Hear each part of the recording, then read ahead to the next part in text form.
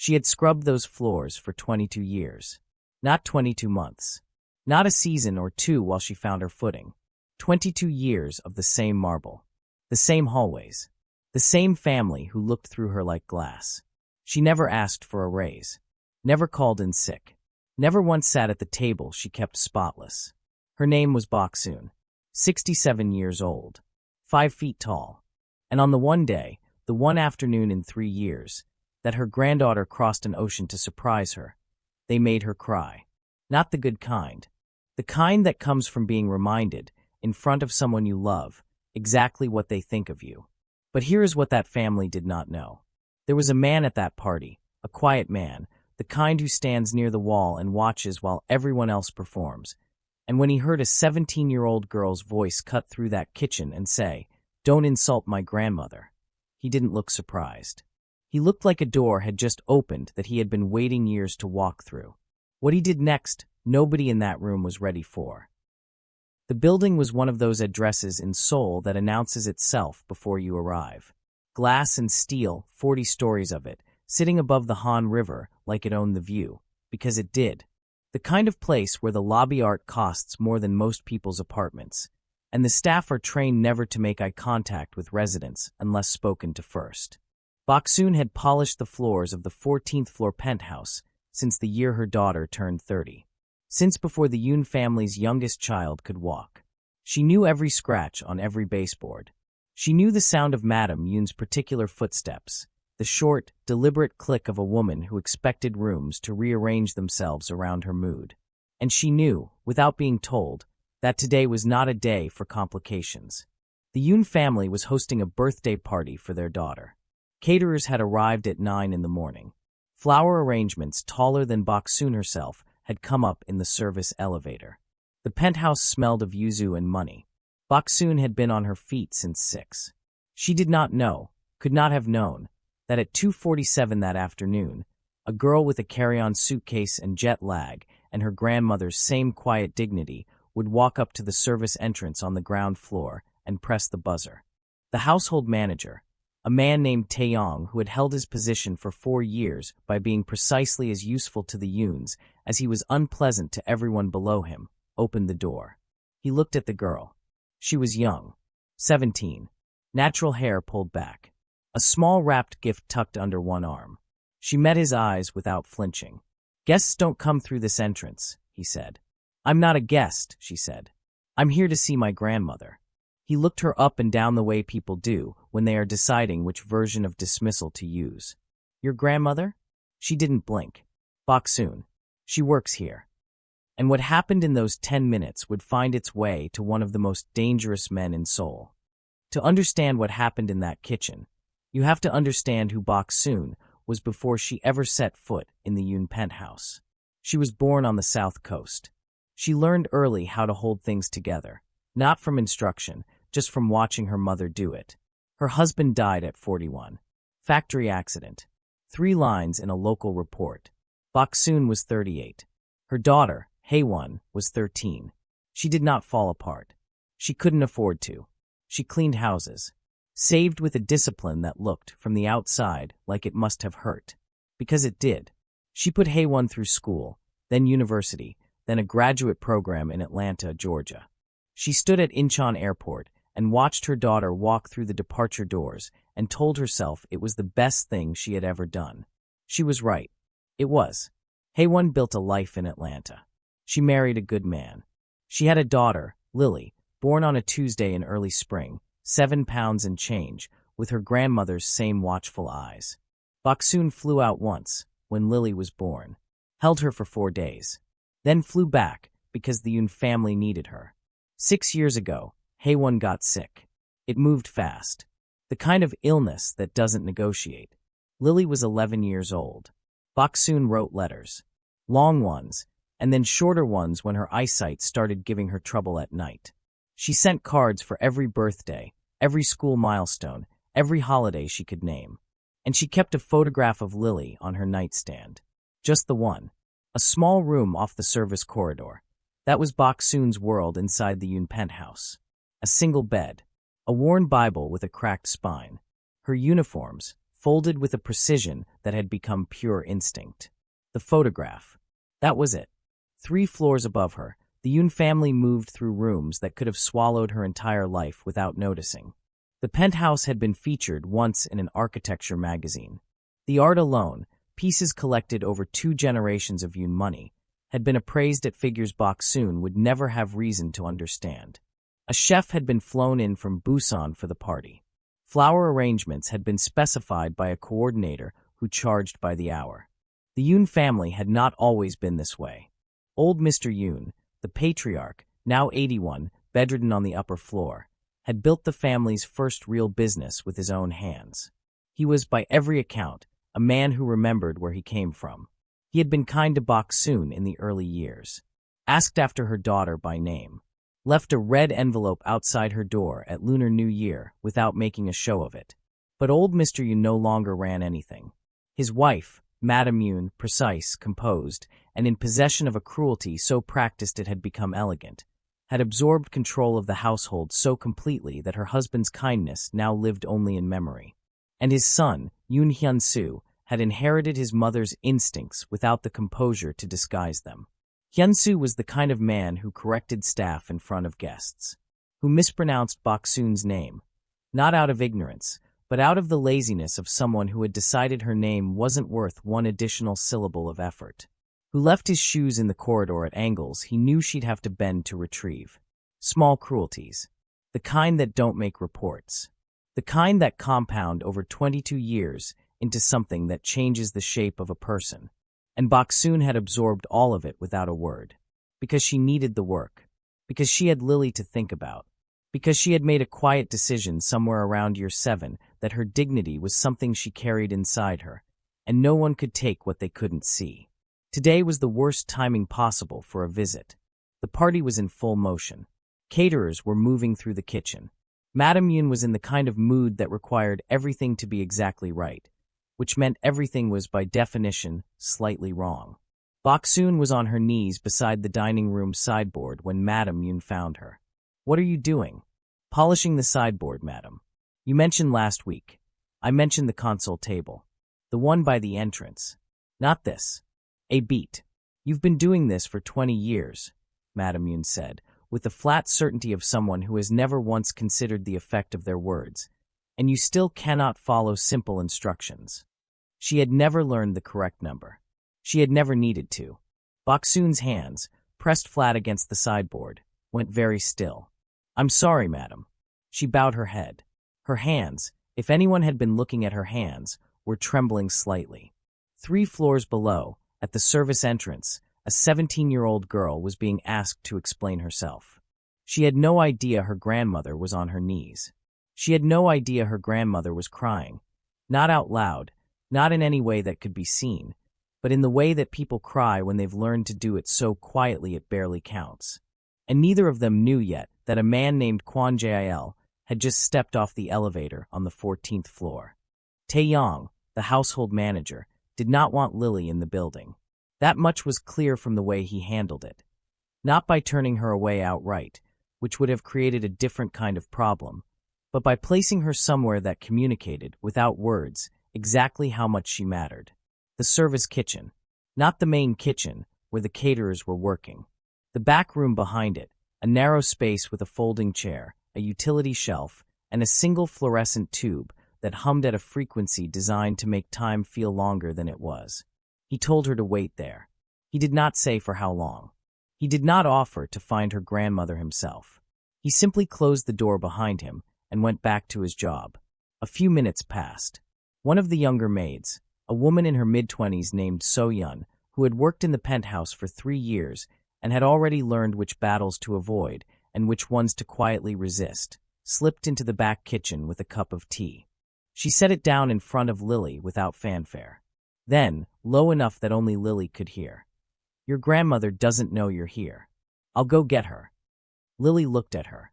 "Thank you," she said. So-yeon nodded once and left. Lily sat with the tea and waited. She had flown 14 hours.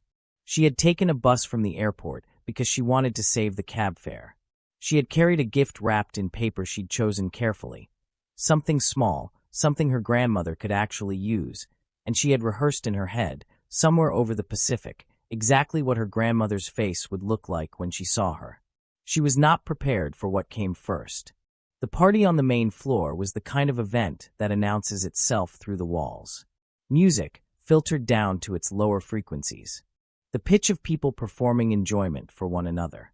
The smell of food that costs more to describe than most people spend on a week of groceries. Yoon Hyun-soo's wife, a woman named Chai-rin who moved through rooms with the confidence of someone who had never once been made to feel out of place, came through the kitchen on her way to check on the appetizer service. She pushed open the door to the back kitchen, saw Lily sitting there, a young black woman, unhurried, meeting no one's eyes in particular, which in that house read, to certain people, as insolence. Took in the sight of a young woman she did not recognize, seated still, not moving with the urgency of someone on staff during a catered event. Why are you just sitting there? The tone was not cruel, exactly. It was something more automatic than that. The voice of someone who had never developed the habit of asking before assuming. The appetizers need to go up. Lily looked at her. She did not raise her voice. She did not shift in her chair. I'm not staff, she said. I'm waiting for my grandmother. Boksoon. She works here. The pause that followed was brief. Then Chai-rin laughed. Not a full laugh. She turned her head slightly, the way people do when they want to share a reaction with a room, even when the room is empty.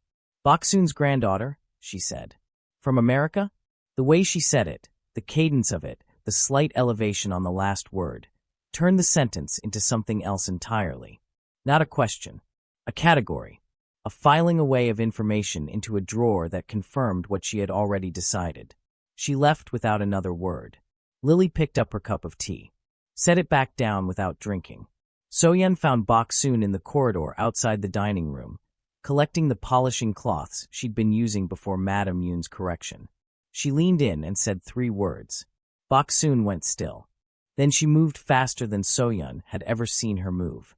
She came through the kitchen and into the back room, and the moment she saw Lily, standing now, gift still under her arm, watching the door, something happened to her face that had nothing to do with the party or the Yoons or the 22 years of accumulated weight she carried in that building. It opened. She crossed the room and held her granddaughter, and for a moment nothing else existed. Then, almost immediately, the fear arrived. Boksoon pulled back, hands on Lily's face, eyes moving, not to look at her, but to check the doorway behind her. You shouldn't be here, baby, she whispered. Not today. Not with all of this happening. I wanted to surprise you, Lily said.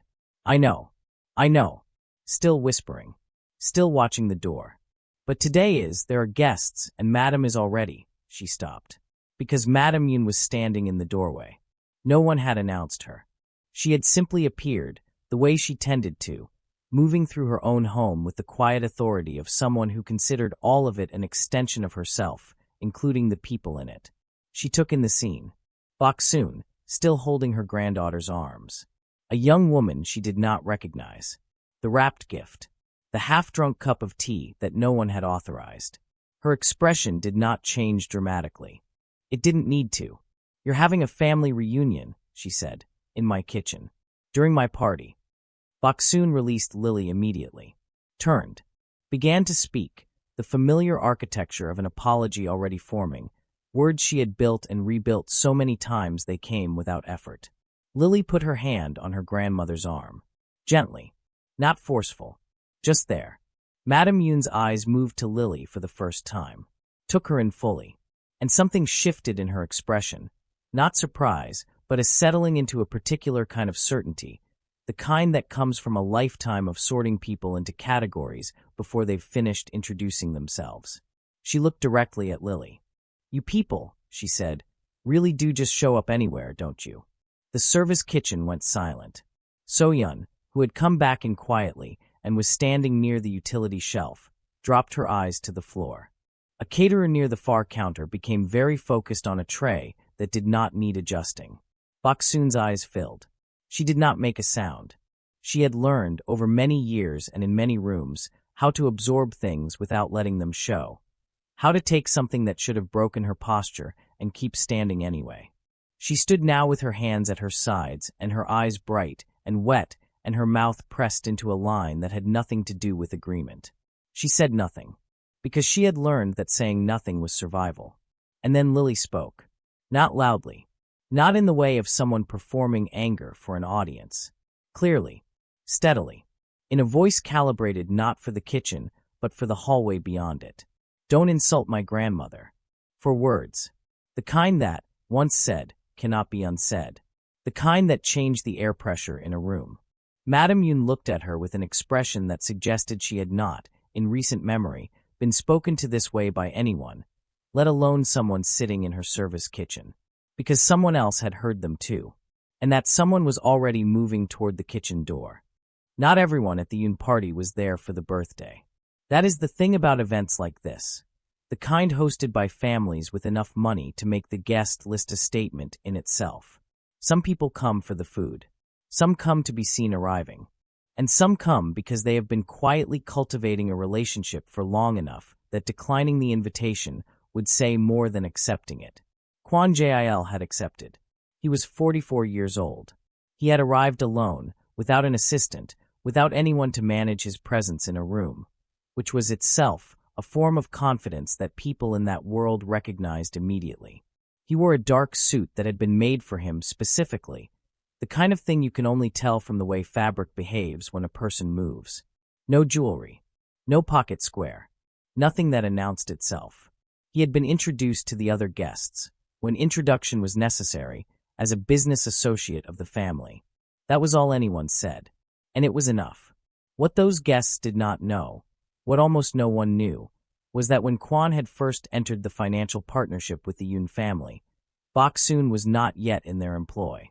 The two relationships had developed separately, in different years, and he had honored her request for privacy so completely that he had never once connected them. He had known where she worked. He had not known what happened inside those walls. There is a behavior that emerges around certain people, not always the loudest in a room, not always the most visibly powerful, where the people around them make small, unconscious adjustments. A widening of the circle. A slight recalibration of posture. A waiter who had been moving at a steady pace across the room nearly stumbled over his own feet, getting to Kwon's glass before it was empty. He hadn't been asked. He had simply noticed and moved, and the noticing had happened faster than thought. Yoon Hyun-soo, who was not an insecure man by most measures, laughed approximately 30% louder at his own observations when Kwon was within earshot. He touched his collar more. He used Kwon's name slightly more often than the conversation required, the way people do when they want a name in their mouth to feel like familiarity. Kwon, for his part, said very little. He moved through the party the way water moves around objects, not avoiding anything, simply finding the path of least friction, taking in the room with the practiced calm of someone who had long ago stopped needing to perform ease because he had actually found it. He was standing near the hallway that led to the kitchen corridor, not positioned there deliberately, or at least not visibly so, when it happened. The voice came through the wall. Not loud, not hysterical. The opposite, in fact, and that was precisely why it carried.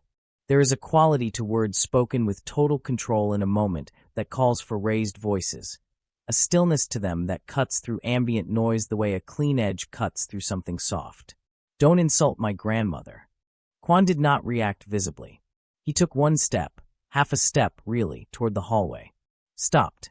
Listened to the silence that followed. Then the lower register of voices continued, the cadence of a confrontation that had not yet resolved. Then he turned his head. On the wall to his left hung a portrait. Not a photograph, but a painted portrait, the kind commissioned by families who want permanence. It showed a man in his late 60s, seated, composed. A man who looked like he had built things with his hands and then built larger things with his mind, and had not forgotten either.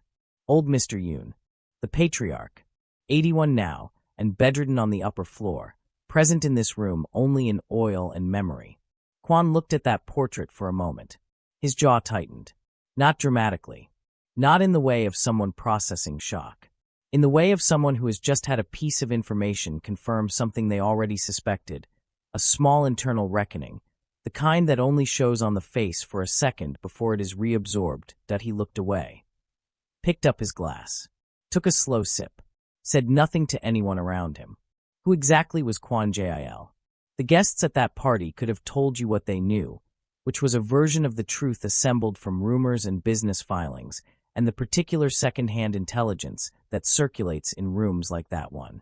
They would have told you he ran investment structures across several industries, that his name appeared on certain documents, and was conspicuously absent from others that you might have expected to find it on, that he was the kind of man people described carefully, with the care of someone aware that words travel.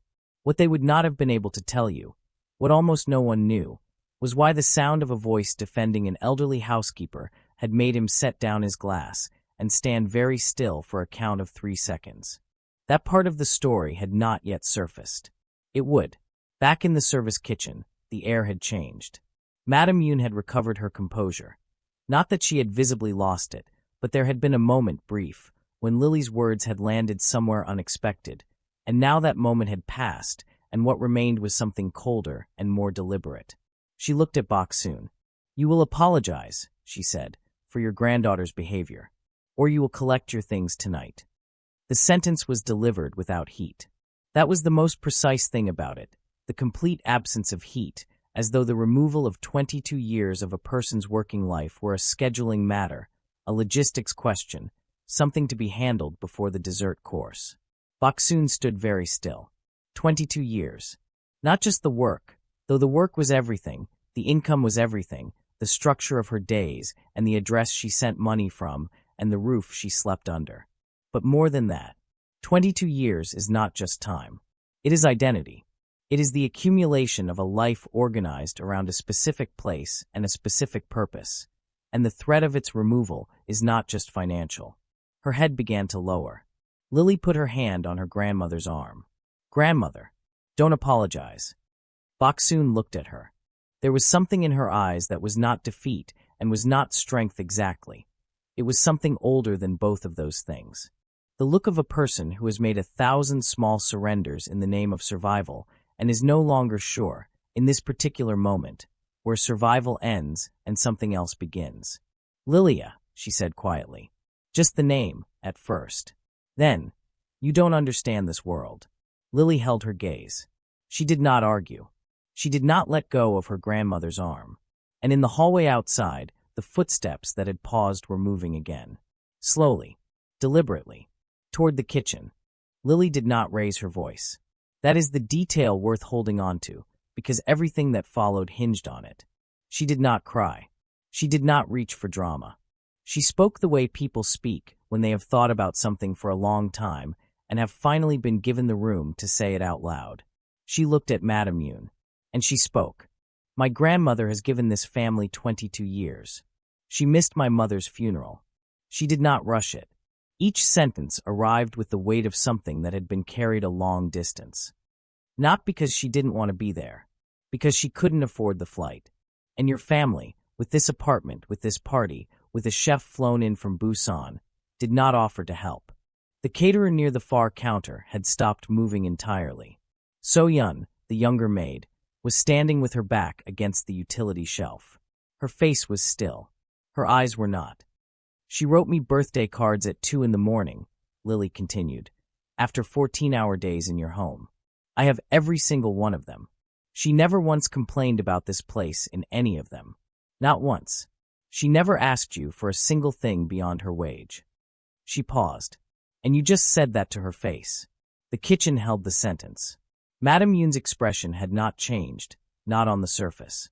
But there was something happening beneath the composure, a faint recalibration, the way a structure makes small sounds before anything visible occurs. Then it passed. And what replaced it was something harder and more familiar to her, the absolute authority of someone in their own home, who has never in their adult life been required to justify themselves to anyone who worked for them. She turned her head slightly toward the door. "Security," she said. "Remove this girl." Not loudly. She didn't need volume. The instruction was issued the way she issued all instructions, as a fact about the near future rather than a request. In the doorway, Yoon Hyun-soo had appeared at some point during Lily's words. No one had noticed exactly when. He was leaning against the frame with his arms crossed, and an expression that was working hard to be amusement and not quite getting there. He watched. He said nothing. The smirk was present, but it had the quality of something maintained by effort rather than ease. Boksoon moved before the security guard did. She crossed the kitchen in 3 steps and took Lily's hands in both of hers. And this is the image that matters, the one that holds the scene together, because Lily looked down at those hands in that moment and saw them clearly for the first time. Worn. The knuckles enlarged from years of cold water and repetitive motion. The skin cracked along the edges in the way that happens when hands are never quite dry and never quite warm. The nails kept short and clean, always, because that was the only form of presentation the work allowed. These were hands that had held a dying daughter through a phone pressed to an ear in a room 7,000 miles away. Hands that had folded uniforms at midnight and written birthday cards in the margins of sleep. Hands that had spent 22 years keeping someone else's home immaculate while their own life accumulated in a single small room off a service corridor. Boksoon held her granddaughter's hands and said, "Please." Just that word first. Then, "Please don't do this for me. I'll be fine." Lily looked at her. "You've been saying that for years," she said quietly. "And I have been," Boksoon said. "I am. There are arguments you cannot win. Not because the other person is right, but because winning would cost them something you are not willing to take." She looked at her grandmother's face. The steadiness there. The fear beneath it, yes, but also something beneath the fear, a genuine plea, not for herself, but for Lily. Don't let this become something that follows you. Don't let this be the thing that marks you. "Okay," Lily said. Soft. Certain. "Okay, grandmother. I'll go." She reached for the wrapped gift she had set on the counter when everything began. Picked it up. Held it a moment, then set it back down. "That's for you," she said. "Open it later." They held each other. It was brief, the kind of embrace that has to be brief, because if it goes on any longer neither person will be able to end it. Boksoon's mouth was at her granddaughter's ear, and she spoke in a voice that did not carry past the two of them. "You have your mother's voice," she said. "Did you know that?" Lily stepped back, picked up her bag from the floor where she'd set it, walked toward the service exit. The security guard, a broad man in a dark jacket who had appeared with the quiet efficiency of someone trained to materialize when called, held the door open. Not as a courtesy, as a direction. Lily reached the door, touched the frame, and then stopped. Not because she changed her mind. Because something else had changed, something in the atmosphere of the corridor behind her, a shift in the quality of the silence. The way silence shifts when a room that has been in motion suddenly isn't. She turned. The security guard had also stopped. He was looking back toward the kitchen entrance. Everyone in the kitchen was looking at the kitchen entrance. The footsteps had been deliberate, not fast, not slow, but the kind of measured pace that carries its own announcement. They had come down the corridor and stopped just outside the doorway, and now there was a beat, a single-held beat, before anything happened. There is a specific quality to the attention a room gives certain people. It is not the attention given to loudness or sudden movement. It is older than that, more animal. The instinct to track something that the body recognizes as significant before the mind has finished processing why. No one in that kitchen moved when Kwon Jae-il stepped into the doorway. They just stopped. He did not look at Madame Yoon. That was the first thing the room registered. Not his presence, which had already rearranged everyone's posture without a word being spoken, but the direction of his attention. In a room where Madame Yoon had, for the last several minutes, been the undisputed center of gravity, Kwon Jae-il walked in and looked past her as though she were part of the furniture. He looked at Boksoon. She was standing near the center of the kitchen, still, the way she had been standing since Lily stepped toward the door. Hands at her sides, head slightly lowered, the posture of someone bracing for whatever came next in a sequence that had already taken more than she'd been prepared for today. She did not immediately understand that he was looking at her.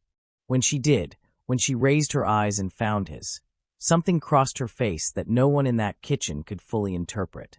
Not recognition exactly. Something slower than that. The feeling of a memory surfacing from a place you had stopped expecting it to come from. Kwon Jae-il stopped walking. He stood in the center of that kitchen, in his made-to-measure suit, in the middle of a catered birthday party for one of Seoul's wealthier families, and he bowed. Not a slight incline of the head. Not the abbreviated acknowledgement of a superior greeting staff. A full, deep bow. The kind that takes a second to complete. The kind that means something specific and old and serious in the culture that produced it. The kind you give to someone you owe. The kitchen went a different quality of quiet. Because no one in that room, not the caterer, not So-yeon, not Hyun-soo still standing in the far doorway, not Madame Yoon herself, had a framework for what they were seeing. A man like Kwon Jil did not bow to housekeepers. That was not how the world they all lived in worked.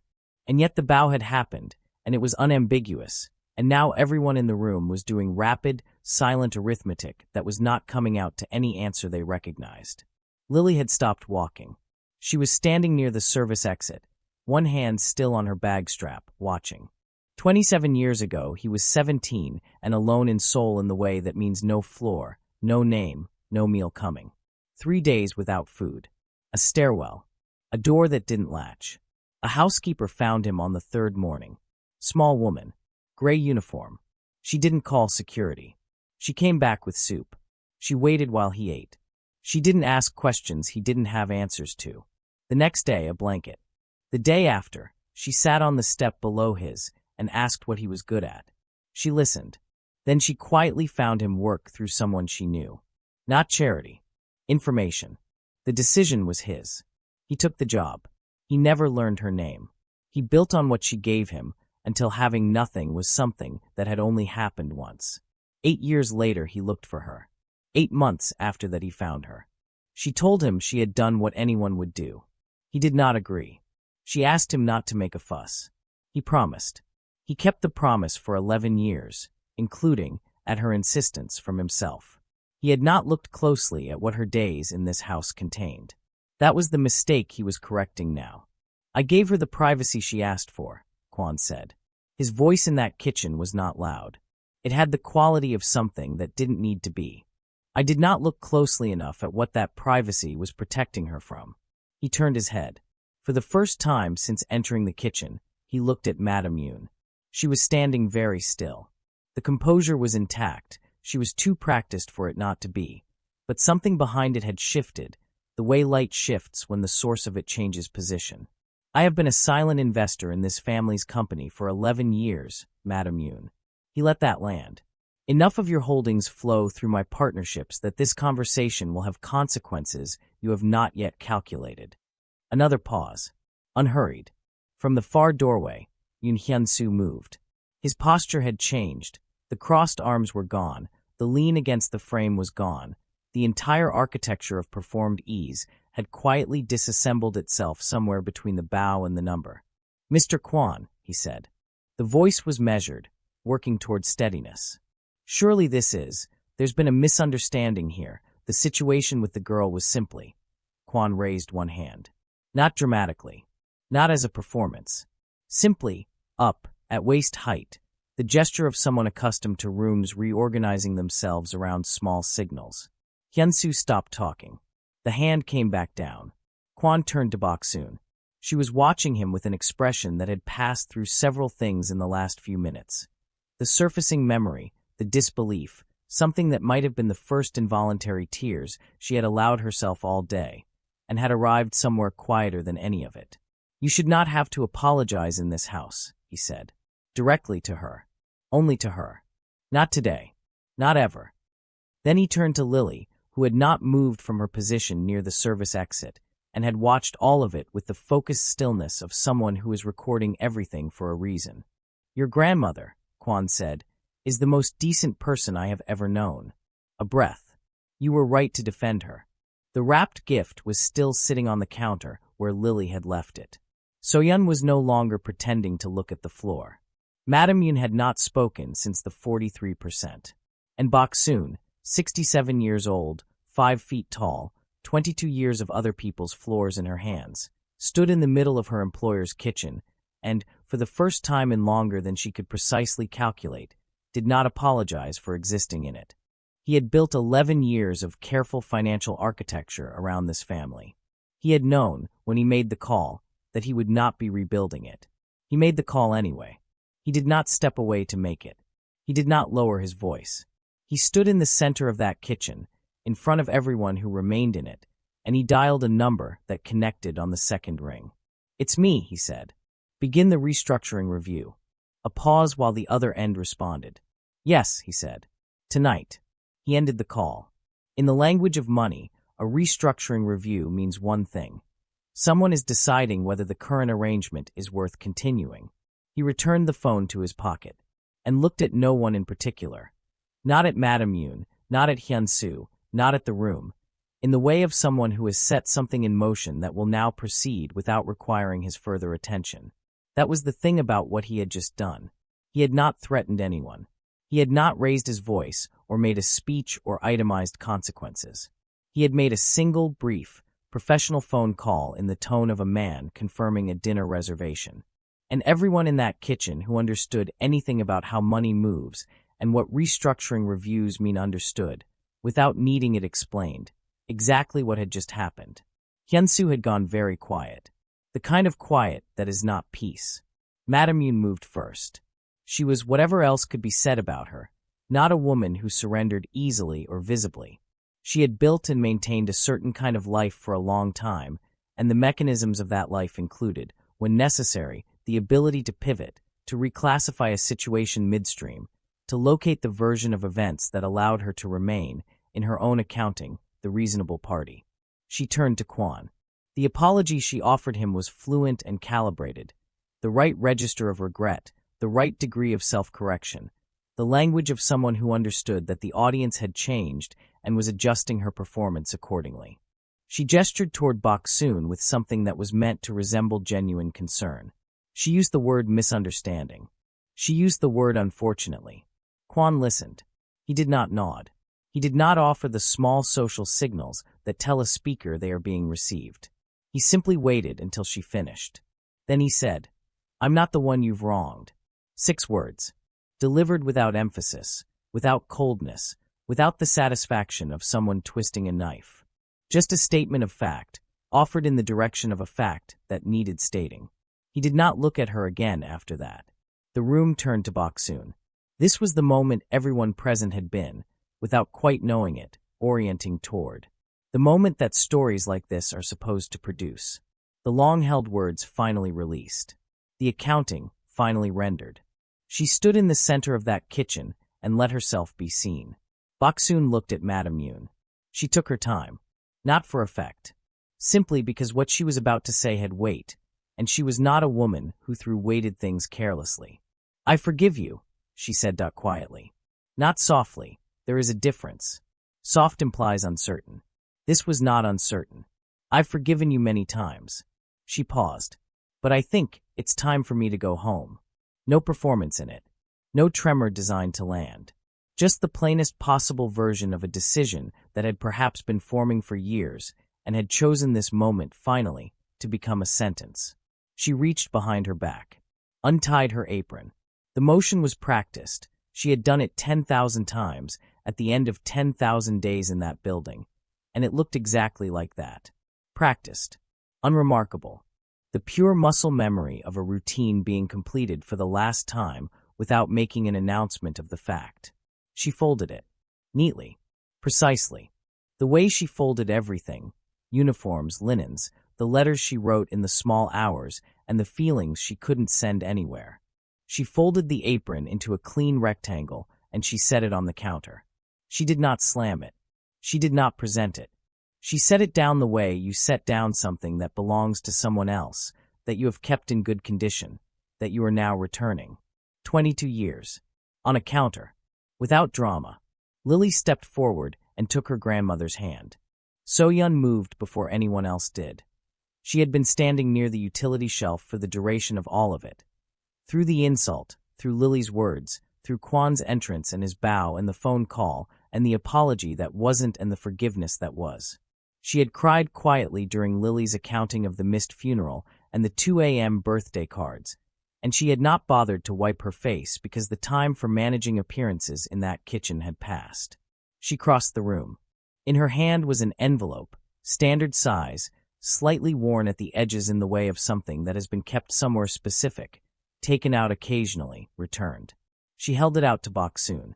"We've all been saving this," she said. All of us on staff. There are 4 names in there. Addresses. A breath. For whenever you were ready. Boksoon looked at the envelope. Then at Soyeon. Then at the envelope again. Something moved across her face. Not grief exactly, though it was adjacent to grief, the way that being deeply seen by people you didn't know were watching can feel, in the first moment, almost like loss. She took the envelope. "How long?" she said. Her voice had changed slightly, not broken, but altered at the edges, the way voices alter when something has reached the place behind the composure. "How long have you had this?" Soyeon looked at her directly. "For years, grandmother Boksoon." A beat. "For years." The laugh that came out of Boksoon was unexpected, a real one, abrupt and involuntary, the kind that arrives when the body finds the only available release valve and uses it. It came with tears. Both at once, the way things sometimes arrive when you have been holding them separately for too long and the holding finally stops. She pressed the envelope to her chest. Kwon had been watching all of this from where he stood. He waited until the moment had finished belonging to the people it belonged to. Then he reached inside his jacket, the other side this time, the inner breast pocket, and removed a folded document. Not thick, not dramatic in its appearance. A few pages, folded twice, the kind of thing that looks entirely ordinary until you understand what it represents. He held it out to Lily. "Several years ago," he said, "I put a property in your grandmother's name. A small apartment, near the Han River." He glanced at Boksoon with an expression that carried the long history of a specific argument that had been had more than once. She refused to accept it. Boksoon made a sound that was not quite a word. "I have held it in trust. In her name, on paper that she never signed, waiting for the day she would. It has been maintained. It has been waiting." He looked at Lily. "Make sure she actually uses it this time." Lily took the documents. She looked at them. Then at her grandmother. Then back at Kwon, with an expression that was trying to locate the correct response to something for which no rehearsal had been possible. "I will," she said. Boksoon looked at Kwon Jael. This man she had found in a stairwell when he was 17 and hungry and trying not to let it show. This person she had fed soup and given a blanket and pointed in a direction. This human being who had spent 27 years becoming something she could not have imagined and had apparently spent a significant portion of that time making quiet arrangements on her behalf without her permission. And she looked at him the way you look at something you don't have adequate words for and have stopped trying to find them. He met her eyes. He nodded once. Small. The gesture of someone who considers the account settled, finally, after a very long time. In the doorway, Hyunsu had not moved. On the counter, the folded gray apron sat where Boksoon had placed it. On the floor near the service exit, Lily's bag. Beside it, the wrapped gift, retrieved from the counter, now back in Lily's other hand. And Boksoon, holding her granddaughter's hand and a worn envelope full of addresses, walked toward the door that she had entered every morning for 22 years and had, until today, never once walked through on her own terms. She walked through it now. The apartment was on the 4th floor of a building 7 minutes from the Han River. Not large. Not the kind of place that announces itself. A living room with one good window, a kitchen with enough counter space to actually use, a bedroom with a door that closed properly and walls that held the morning light in a particular way that made the whole space feel, at certain hours, like it was made of something warmer than plaster, and paint. Kwon's people had kept it maintained, cleaned regularly. The utilities had been running on a standing account for years. There were curtains, plain good quality, that someone had chosen with enough care that they didn't look chosen at all. Just present. Just right. Boksoon walked through it the first time slowly. She touched the windowsill, ran one hand along the kitchen counter, stood in the center of the bedroom for a moment with her bag still over her shoulder, looking at the bed, a real bed, not a service corridor cot, with the expression of someone trying to locate the correct relationship to something they have not allowed themselves to want for a very long time. Lily stood in the doorway and watched her grandmother and said nothing. Some moments require silence the way other moments require words, and this was one of them. They had 1 week before Lily's return flight. Then, through a series of calls and rescheduled commitments that Lily did not fully explain to her grandmother and Boksoon did not fully interrogate, it became 2 weeks. They settled into the apartment together the way people settle into spaces that are new but feel, strangely, like they were already waiting for them. Boksoon learned the light switches, learned which burner ran hot, learned that the fourth-floor window faced a direction that caught the late afternoon sun at an angle that made a cup of tea at 4 o'clock feel like a deliberate luxury rather than an accidental one that they cooked together. Boksoon taught Lily her mother's version of doenjang jjigae, the specific order of things, the way Haewon had always insisted on adding the zucchini last, the small inherited opinions that live inside recipes and nowhere else. They ate at the table by the window, both of them, sitting down. At the same time, Lily did not remark on this. She understood what it cost Boksoon to simply sit. On the 6th day, Lily found a notebook on the shelf beside the bed. Worn cover, handled often. She brought it to her grandmother without opening it. Boksoon nodded, opened it to the middle, held it out. It was about Haewon. Not a journal, more like a record. The way she laughed, which started before the funny part. A phrase she used about weather that had no clean translation. The sound she made when a dish came out right. Lily read for a long time. I didn't want you to forget her, Boksoon said. The big things, you'd remember those yourself. The small things need someone to keep them. Lily set the notebook down carefully. She took her grandmother's hands and held them, those hands, and said nothing. There was nothing that needed saying.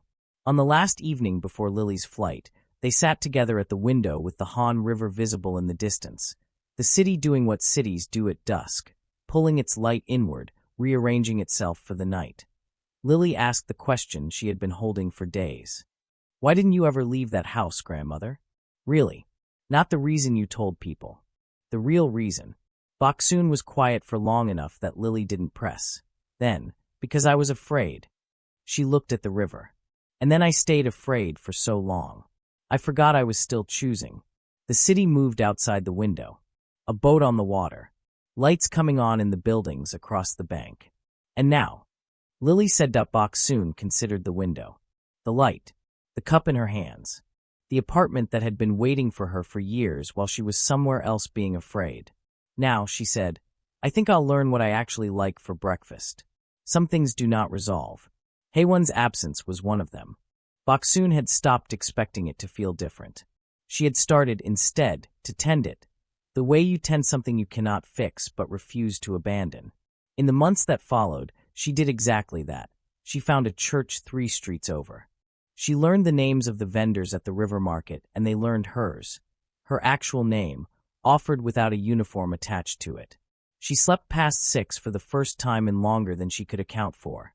Every autumn, a box arrived at the apartment. Persimmons. Good ones. No note. No name. Just the fruit, chosen with care, delivered the way she had once carried soup down a stairwell, without requiring it to mean anything beyond what it was. She always set a few aside for Soyeon. Lily called every Sunday. The calls were sometimes 20 minutes and sometimes 2 hours. Occasionally one of them fell asleep mid-call. Neither of them mentioned it the following week. The Yoon family's restructuring review concluded 4 months later. The details were not made public, in the way that consequences for people like the Yoons rarely are. But his stake moved. And Madame Yoon, who had built much of her life on the certainty that some people simply do not matter enough to account for, lived with the knowledge that she had been wrong about that, and that the correction had come from the woman whose apron she had criticized for 22 years, that if you've ever known someone like Boksoon, someone who gave quietly and asked for nothing, this one was for them. And if you're wondering whether you would have spoken up the way Lily did, in that kitchen, with that much at stake, I think you already know your answer. Tell me in the comments.